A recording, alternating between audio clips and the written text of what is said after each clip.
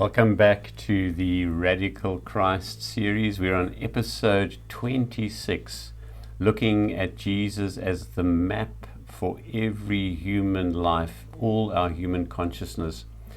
And so today, if you are dying to get back to paradise, to return to paradise, then don't go away.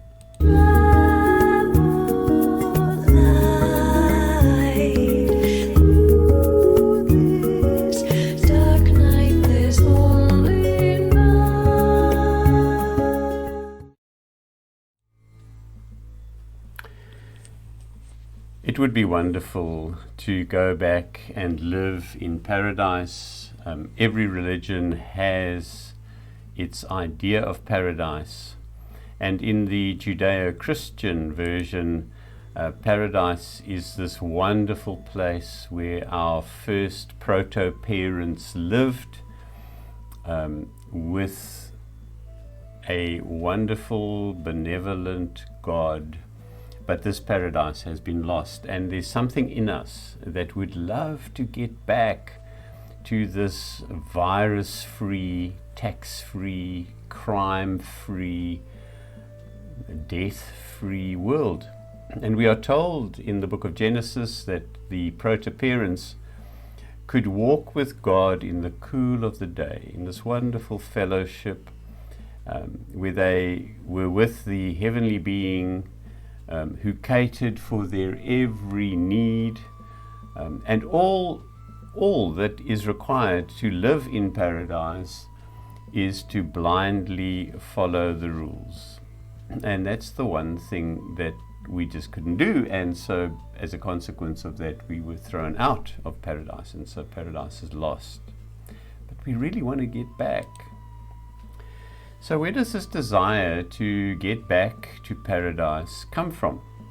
And philosophers and psychologists and all students of human consciousness have speculated where this deep desire to get back into paradise comes from. And most likely part of this desire is that we have this primal memory that there was this wonderful time in our lives, just as we were growing in the womb, that we had these 9 carefree months. It was a wonderful paradisical existence.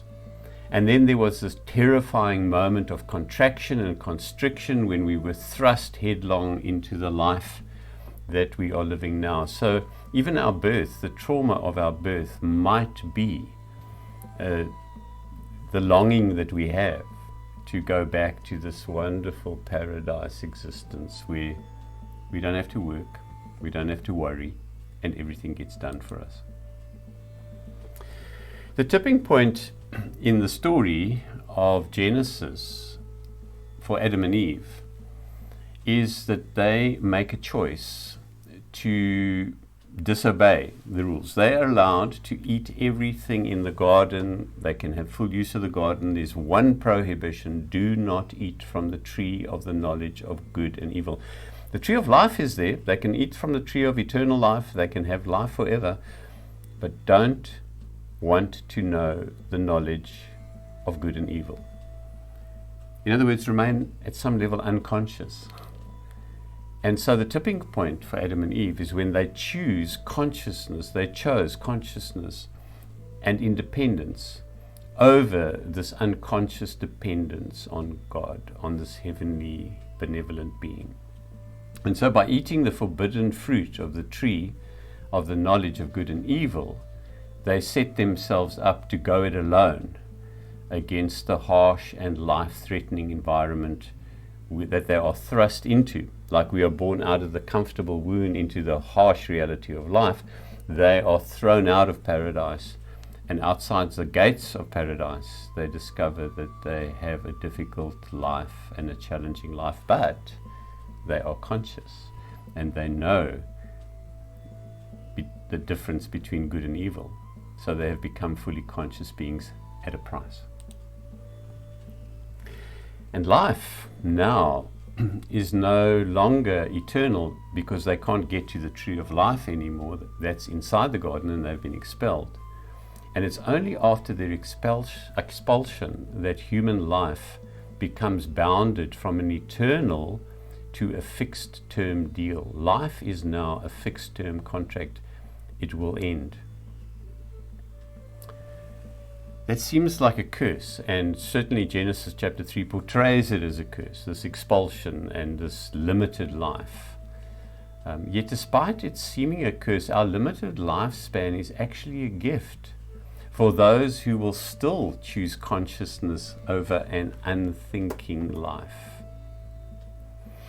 You know, if we were to sum up modern culture, as Stephen Jenkinson does in his book Die Wise, we would realize with Stephen Jenkinson that we are really, as moderns, quite offended by the fact that we are going to die. We really don't think that's a good idea, and we spend most of our life denying that we are going to die, that life is a fixed term contract. We just blot it out of our minds. We live in denial. And yet sages throughout the ages have realized that our mortality is actually a blessing and an inspiration, and it's not a curse. And we don't have to be offended by the fact that we're going to die. It's actually an invitation to really discover how to live.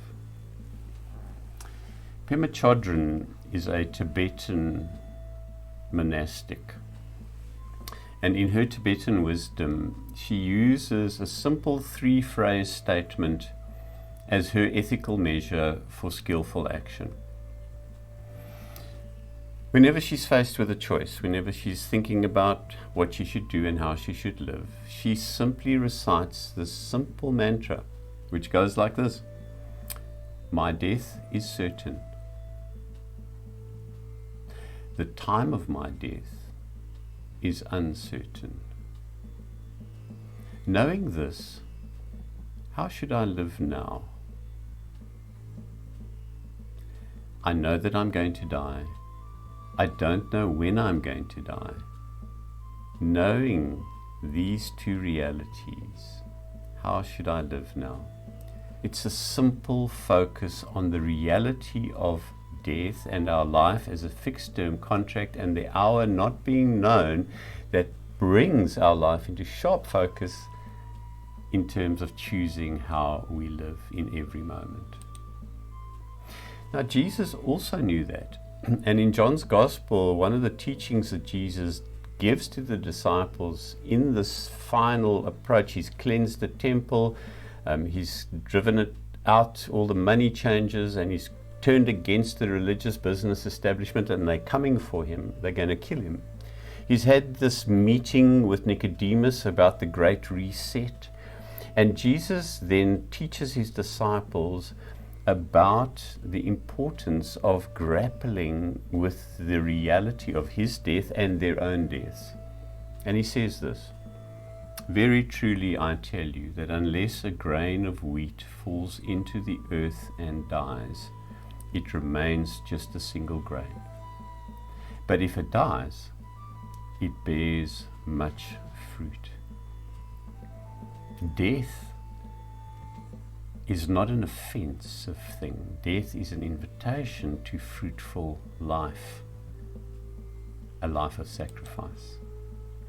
And the medieval thinkers picked up this idea of the grain of wheat falling to the ground, and they used the phrase Memento Mori, remember your death. I have here in my study don't worry, it's a theatrical skull. It's not a real one. But I have the skull, and whenever people see it on my shrine where I do my religious rituals, they say to me, what on earth is that? And I say, well, this is actually a picture of me, not hopefully some years from now, but at the end of my life I will look like this. And isn't it interesting that in the end we all end up looking quite similar, except I think this guy's got better teeth than I will have when I look like him. Memento Mori, remember your death. It's the path to wisdom. Now, life coaches don't quite like this concept because many life coaches, and if you've read any of the self-help books and the life coaching books, they recommend, quite rightly, that part of what we need to do is imagine and develop our future self. Because goal setting and visioning are very important life disciplines. If you aim at nothing, you're certainly going to get it. And if, what is that word, the saying that says, those who fail to plan to fail. So, yes, life coaches are right. Set your goals, set your visions, aim high, go for them. Those are critical life disciplines. However, I would like to add one essential condition for this planning. Please let's not forget that our ultimate future self is a corpse. We are going to die, and we need to know that and live with that reality that life is a fixed term contract, and we can try and preserve that little seed of our life and deny and try to avoid our own death. But as Jesus says, if the grain of wheat doesn't fall to the ground and die, it stays alone and single.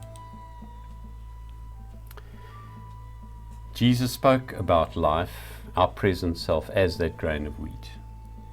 And seeds are filled with life and generative potential.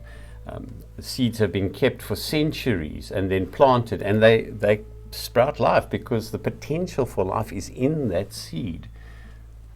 But we thwart our destiny when we cling to trying to preserve ourselves and avoid the reality that we are born to die.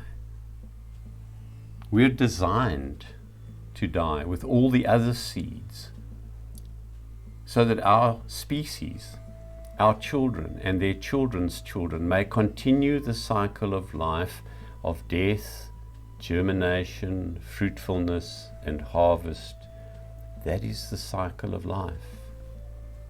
We are born into it and we die from it, and in our living and in our dying we are part of this great chain of being, this interconnectedness.